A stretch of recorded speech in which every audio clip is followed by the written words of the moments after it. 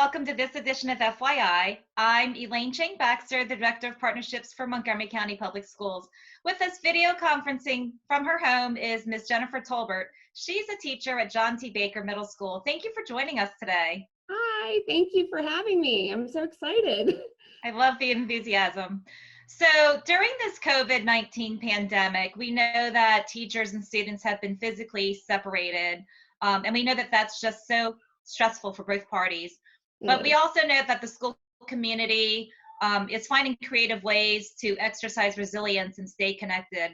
What are some ways that yourself as a teacher and your colleagues, or what you've seen from other teachers, what are some creative things that people are doing to stay connected? And then how are our students actually exercising resilience during this stressful time? One thing, living here in Damascus and teaching in Damascus has really given me a good sense of community, and something that we've always done here in the northern part of Montgomery County is we've always been the community, and we've always reached out and we've always helped each other. So I think community focus has always been something that we've had here. But going into a completely different structure for school has been a huge change, I think, not only as an educator, but as a parent, because I have a high schooler and I also have an elementary schooler. So trying to find that happy median between being a parent, being a teacher, being, all of those different hats that you have to wear. And that's just something I think community Facebook pages, people have been out there asking questions. Whenever there was like a meal distribution, I would see like my community saying, oh, here, go, today's the day, go get your food, and, stuff like that. So it's like, I feel like everybody's come together in the retrospect that they know we're not in that building, but in the same sense, we can still hold that sense of community using, social media, using virtual ways of communicating, like FaceTime. I know that's something that my son does a lot when he's working on his school, is he will FaceTime his friends and say, hey, you want to work on this together? So, they're finding ways around it. And that's something that I think is just, it speaks volumes for all of us as a community in MCPS, and not just at Baker, but we're all learning. We're all in it together, as, the governor's been saying. So we just keep doing what we can do. So Jennifer, how are the kids feeling right now during this pandemic? Speaking with the kids, I'm going to tell you, out of my 130 kids I have, they all want to come back to school. They miss the building. They miss us. They miss their friends. They miss the camaraderie that they would have walking into that building. And they probably feel the same way. Like, they put on that school hat the second they walk in. It's not the same sitting at home trying to put on that hat. But they miss us. They miss the communication. They miss just talking and having those conversations with us. And so they miss us as much as we miss them. I haven't had one kid yet say, oh, I really like this. I just want to stay at home all the time. I haven't had that yet. So they miss us too. So you see your colleagues all kind of banding together in support of the students in the community, in addition to creatively maybe Zoom calling and planning lessons behind the scenes together? Oh my gosh. During the emergency, those 2 weeks, I think, when they let us out of school, that very next Monday, my RT reached out to all of us. She texted us all and was like, okay, so I know my math team, and she goes, I know you guys are planners. She's like, what can we do to properly plan? And if and when we get back to school, what is it going to look like? What's it going to look like if we're virtual? What's it going to look like if we're back in the building? So we had already started planning. And I think that's something that speaks volumes about our school with our math team. I'm sure other schools are like that too, but she just kind of led us where we needed to go. And at no point have I felt like I was in this by myself. And one thing that we've always learned as being teachers is the importance of being flexible. And I think that is the skill that I've really sharpened, is just being that flexible, not only as a parent, but as a teacher as well. So, and then integrating that in. I know what struggles I've had as a parent, and I know what struggles my kids are having. So I think as a teacher, that also helps me better serve my students, because I know if my kids are doing it, or if I'm struggling with it, they are going to too. And their parents, because it's not just the students at home, it's parents too. So I was talking to one of my friends the other day. She's in Frederick County, but she's like, do you know, I didn't realize how good I was at algebra until I started doing it with my student. She's like, it is so crazy. And she's like, I'm learning algebra all over again. So, you know, we've all had to wear different hats these days. So we're just taking it with a smile on our face. Well, I think shout out to our teaching staff because they always exercise flexibility and being nimble. And I think teachers are naturally good problem solvers. So I'm not the least bit surprised that you and your colleagues were already trying to figure out what to do, even though there's an emergency closing. And I'm sure teachers around the county also probably were doing the same. Absolutely. What have you noticed about students and how they're adapting to the digital learning that you're providing them? Well, at the middle school level, a lot of kids, especially the group of kids that are being raised these in our times, I think kids are growing up with technology. So I feel like the technology point of it, they're doing okay. They know how to get to Google Classroom. They know how to get to my MCPS. But I think the layer that's been the struggle is, what am I going to do next? How do I get started? And that's kind of like how my son and, you know, my stepson were kind of focused on it too. Like, I don't know where to start. So I really feel like those first week that we got back into the virtual classroom, when us math teachers got together and we were talking, we're like, okay, the first week is not going to be about the instruction. The first week is going to be about how are our kids going to access the curriculum? How's everybody doing?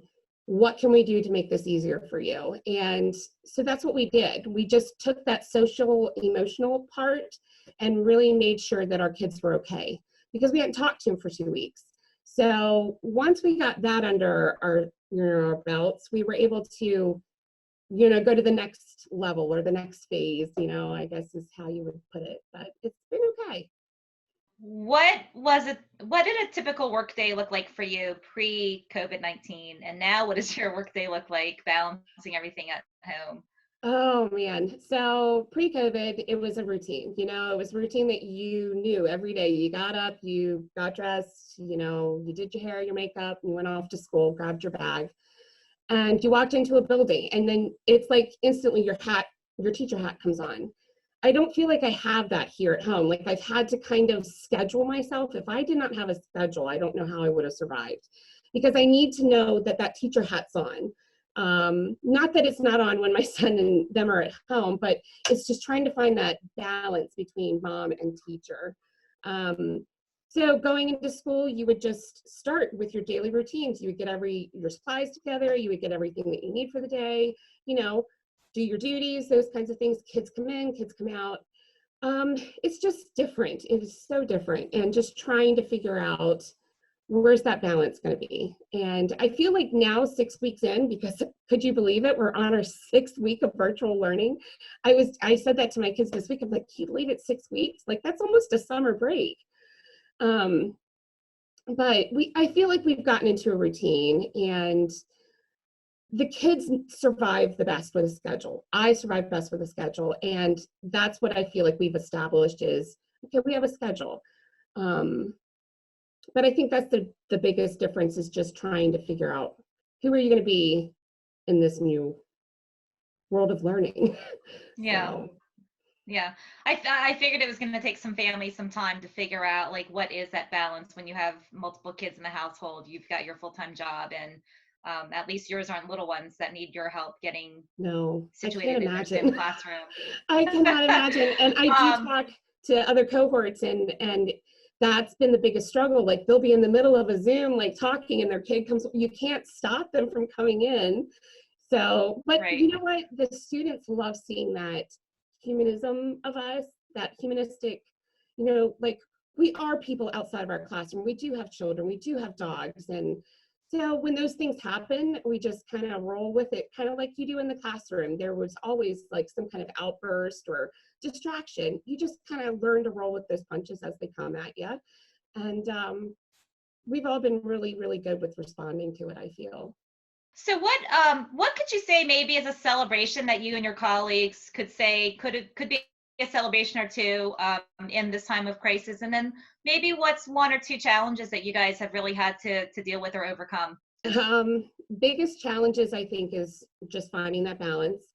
And every day is different. You know, when you walk into a school building, you don't know what the day is going to throw at you. The same thing in a virtual classroom. You don't know what the day is going to present. Some days I have 800 emails. Some days I only have 200 emails, you know, and it's coming from students, it's coming from parents, it's coming from staff, it's coming from cohorts. So it's just one of those things, is trying to find that balance. I think it's amazing that out of all the students that we have at Baker, I mean, a small handful isn't engaging. So the fact that our kids are getting online, they're getting their work done, I'm filling in, you know, what grades, because the kids need to see that progress. So we've been putting grades in the grade book. And them just seeing that even though we're not together in that classroom, that we can still have that community. And to me, that is a celebration, you know, even though we're not face to face. I miss my hugs. I miss my kids like crazy. I miss my cohort. But hopefully we'll get back to that classroom. The one thing I did realize is the importance of a school building. You don't realize the importance of that family that you have built. And it is a family. You know, when I say to my students, they're my kids, they are my kids, you know, and they always will be. And I think the biggest thing is just making sure that we don't lose that humanistic capability between all of us. I worry that the kids will start going down and down and down. Is the engagement still going to be there in 8 more weeks, you know? So when I don't hear from my kids, that's a big challenge. I worry about them. You know, there's always a handful that you worry about more so than others. And when you don't hear from them, and there's nothing that you can do about that, that's a huge challenge. But celebrations, we're all doing what we're supposed to be doing, and the kids are doing what they're supposed to be doing, and they're being successful, just in a different way. Well, certainly for the kids you haven't heard from, you can get your counseling team to help maybe give a Oh, call yeah. and see. Oh, yeah, we're all on it. I agree. I mean, I think you guys have a lot to celebrate, because the sense of community didn't disappear even though you guys aren't in your school walls. I mean, you guys said that you're helping the community to know about the food distribution sites and other things that are going on, and so that you guys are still being that dedicated team of teachers that have that sense of community. Absolutely. So who's more comfortable on the technology platform, you guys or the students?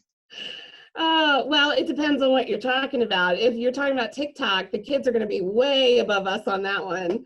Snapchat, all of those things. But, you know, I feel like because we really did have that good structure before we left for this COVID pandemic, like the kids knew how to get into Google Classroom, they knew how to get into the My MCPS. I feel like we're all on the same page when it comes to those kinds of things. But it's been a learning curve for just figuring out how much work you need to get done today so that you can have free days tomorrow, those kinds of things. But I feel like we're all on the same page, I hope. Good. I don't want to feel Are you finding, huh? Out of curiosity, are you finding some small pockets of time where maybe you can give a student some more individualized support that maybe you didn't have flexibility since you're in a middle school? Absolutely, because you only have 47 minutes and then they go on to their next class. And unless they stay after school or during lunch, the kids are more, I think they've been more open about sending me a message and saying, I don't get this. The hard part has been, what don't you get? So I feel like I tried doing emails in the beginning, emailing them back and forth, trying to answer their questions, because I, like everyone else, was a little apprehensive about using Zoom, about using, you know, showing my face online. But it's one of those things where they needed that, and I responded to it. The feedback, we have a feedback form that we get every week. What would you like to see? What would be an upgrade? You know, because we are in this together. If this isn't working for you, tell me what's not working. Let's make it better. And so the kids were more apprehensive at first to give that feedback, but now I feel like they're being a lot more open about it. When we're doing our virtual classroom now, and you have 30 kids staring at you, you can't have them all on the same time, or else everybody's talking at the same time. So that's a little different. Like calling out, the kids don't know when to speak or when not to speak. So that kind of thing is different too. Right. But it sounds like some of them are reaching out. And so that's actually great because maybe they're getting some more attention than they Than would have, usual. Yep. had you been in the school building. So is there anything else that you've gained from this whole experience that you would like to share with the viewing audience? Just know that all of us are working at lightning speed, trying to learn new stuff. Um, Teachers go into teaching to be lifelong learners, and that's what we were doing. We're learning a whole new skill set right now. I mean, and I think some of us had some experience from that when you were in college. I'm sure everyone's taken online courses, but you're 30 or you're 20 doing that. These are kids that are trying to learn something that we did when we were adults. So just go back and remember that, everyone has a different struggle every day, and we're all trying our best. And know that the teachers love your kids, they worry about your kids. Even when we hear from them, we still worry about them. We only want what's best for them. So the instruction will go on, the curriculum will go on. The most important thing is just making sure that your emotional health is good. And if you need anything, just reach out. Only an email or a call away. That's a nice, strong message. So since this is a Teacher Appreciation Week, do you have a shout out for all the teachers in Montgomery County? Oh my gosh, you guys are my people, and I miss you. I really do miss my people. This is not what I signed up for. This is not what teaching was supposed to be for me when I was planning to be a teacher. But just like everything else, we learn to be flexible, and we just hope and pray that we'll be back in the classroom, because that's where we want to be. That's where we should be, because the learning is not the same. The learning is not what it was on March 13th. But they are doing their best, and we're doing our best. And I appreciate all of you. Just know that. I appreciate every single one of the teachers, the staff, the paraeducators out there, even the cafeteria staff. They've been out there on the sidelines serving food. Like, it's a huge community, and we're all doing what we should be. And we have the kids in the forefront of our minds. That's the most important thing, is making sure our kids are okay. And I think that's what everybody in MCPS is doing. We're thinking about those kids first. Well, thank you, Jennifer, for being on the show. To all of those viewers that are watching, thanks to all of our teachers for all their efforts during the Teacher Appreciation Week. But certainly, as a former principal, we know that it takes the whole MCPS community to help our students stay strong and help them with their learning and support them with their social emotional well-being. So thank you for watching the show. I'm Elaine Chang-Baxter, the Director of Partnerships for Montgomery County Public Schools. Join us next time on FYI.